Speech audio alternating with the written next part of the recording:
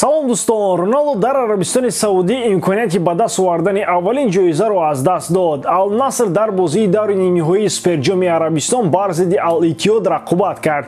Дастаи Иттиҳод бо ҳисоби 3-1 тими Роналдоро шикаст дод ва ба финали мусобиқа баромад.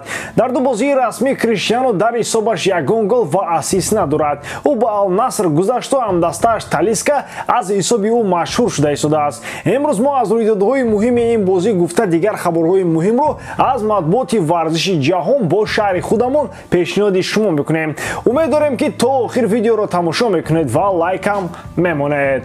Дӯстон, моро имрӯз супер бозӣ интизор аст. Манчестер Сити ва Арсенал бозӣ дар доираи Кубоки Лига мегузарад. Муаллим бар зидди шогирд, Гвардиола бар зидди Артета. Агар ба статистика назар андозем, то дар 5 бозии охир Сити Арсеналро мағлуб сохтааст ва мо аз ин хотир ба ғалабаи Ман Сити бовар дорем. Шумо бошад интихоби худро барои ғалаба метавонед дар 1x монед. Ин ширкат дер боз фаъолият мекунад ва беҳтарин шароитҳоро дорад. Танҳо дар мо ва танҳо барои шумо промокод тайёр кардам бо номи MG9777 ки шумо метавонед бо ёрии он соҳиби бонусҳои гуногун гардед. Ссилкаи бозӣ дар комментария. Аммо дӯстон донед ки он ҷо ҷои пулкоркунӣ ҳамавақта нест. Бозӣ кунед, вале одат накунед. Деклан Райс на танҳо дар маркази таваҷҷӯҳи дастҳои топи Англия аст, ҳамчунин берун аз албиёни туманнолуд ҳам ба нимҳиматгари англис таваҷҷӯҳи бузург равон мешавад. Яке аз чунин дастҳо Реал Мадрид мебошад. Гапу чап ҳамин ки Карло Анчелотти шахсан бозии Райсро чандин маротиба нигоҳ карда ба ваҷд омадааст. Баъд аз тамошои бозиҳои ҷоми ҷаҳон ба пуррагии Анчелотти бовар ҳосил кардааст ки Деклан Райс футболбози беҳтарин барои Реал Мадрид хоҳад буд. Тибқи маълумотҳо Папа Карло шахсан дар мавриди трансфери ин бозингар бо Флорентино Перес суҳбат кардааст. Президенти Реал ба сармураббии даста гуфтааст ки дар равзанаи зимистона имконияти ҷалб кардани нимҳиматгари англис кам аст, вале дар фасли трансферии тобистона онҳо ин масъаларо ҷиддӣ баҳс хоҳанд кард. Дар ин маврид яке аз инсайдерони топ Ди Мартио хабар додааст. Дар худи Англия бошад муборизаи дастҳои Челси, МЮ ва Арсенал барои Деклан Райс идома дорад. Ӯ шартномаи худро бо Вест Хэм тамдид накардааст ва хоҳиши рафтан ба дастаҳои бузурги Аврупоро дорад.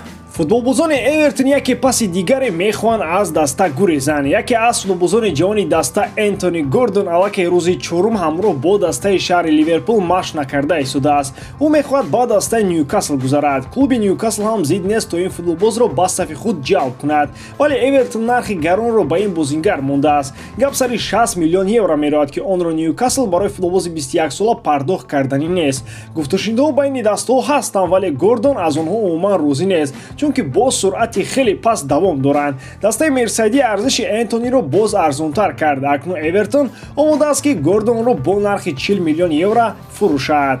Ньюкасл то ҳол пофишорӣ дорад ва мехоҳад Гордонро боз ҳам бо нархи арзонтар гирад. Онҳо хуб пай мебаранд ки бозингари ҷавон дигар дар Эвертон бозӣ карда намехоҳад ва ин далелро ба нафи худ истифода мекунанд.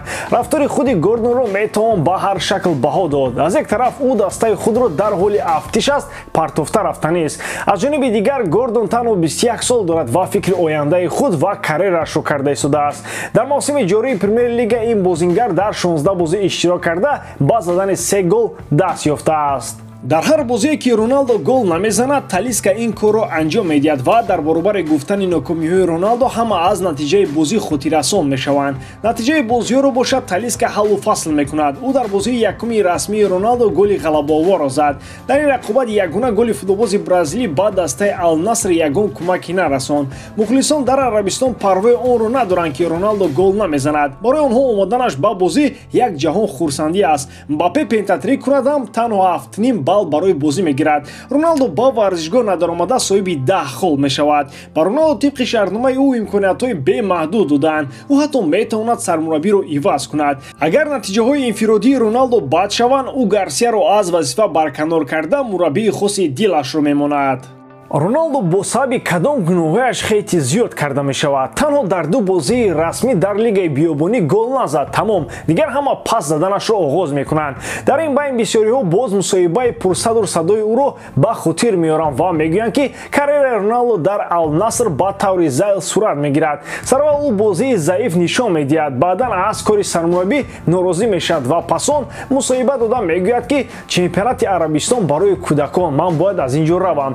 Қисми дигari хейтарони Роналдо ишора мекунанд ки ба ҳар ҷое ки Криштиано меравад ӯ дастаро ба ақиб мекашад. Манчестер Юнайтед пас аз рафтанаш қариб ба ҷои якум парад. Суперҷоми Арабистони Саудӣ бори аввал байни 4 даста баргузор шуд. Ал-Наср барои он дар даври нимниҳоӣ ширкат кард ки соли гузашта дар чемпионат зинаи сеюмро гирифт. Зейнидин Зидан метавонад бори сеюм ба Реал Мадрид баргардад. Гуфта мешавад ки атрофиёни Зейнидин дар бораи омодаи кор буданаш хабар доданд. Қабла мутахассиси фаронсавӣ чандин пешниҳодҳои дастаҳои бузургро рад карда буд.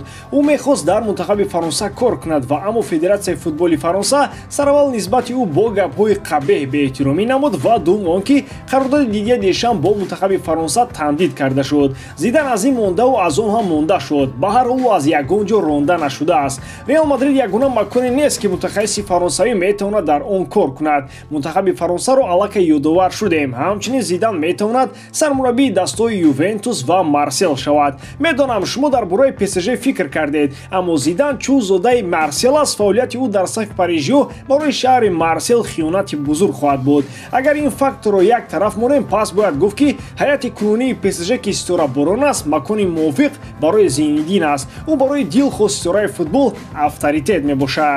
Мбаппе агар масалан Галтьеро эҳтиром накунад, пас дар пеши Зидан ӯ сар хам карда омода аст. Мессиу Неймар ҳамчунин ба футболбози бузург будани Зидан эҳтиром қоил ҳастанд. Дар ин байн мунтахаби Бразилия ҳам яке аз маконҳои эҳтимолии кор барои мутахассиси фаронсавӣ аст ва аммо бисёртар дар бораи баргаштанаш ба Реал мегӯянд. Агарчи дар Бернабеу ҳама аз кори Анчелоти розиам бошанд, ӯ бо сабаби сину сол оҳиста-оҳиста аз саф берун мешавад. Агар Зидан ба Реал баргардад, тағйиротҳои куллӣ дар назар дошта мешавад. Перес маҷбур мешавад ки шартҳои худро як тараф монда ба шартҳои гузоштаи Зидан розӣ шавад. Андешае аст ки Зидан омодаи кор мебошад. ӯ то ин дам аз футбол берун буд ва хеле зиёд дам гирифт. Акнун ӯ аз ҷиҳати тактикӣ ва равонӣ худро омода кардааст ва метавонад боз дастовардҳои бузургро ба даст орад. Ба ҳамин тамом, боридан ки эҷодкории ман ба шумо писанд меояд. Лайк, комментария ва дар канал обунашдаро аз ёд набароред. Бо шумо мисли ҳар вақта Муҳаммад Гаиров. Хай бародарон, дар паноҳи Аллоҳ.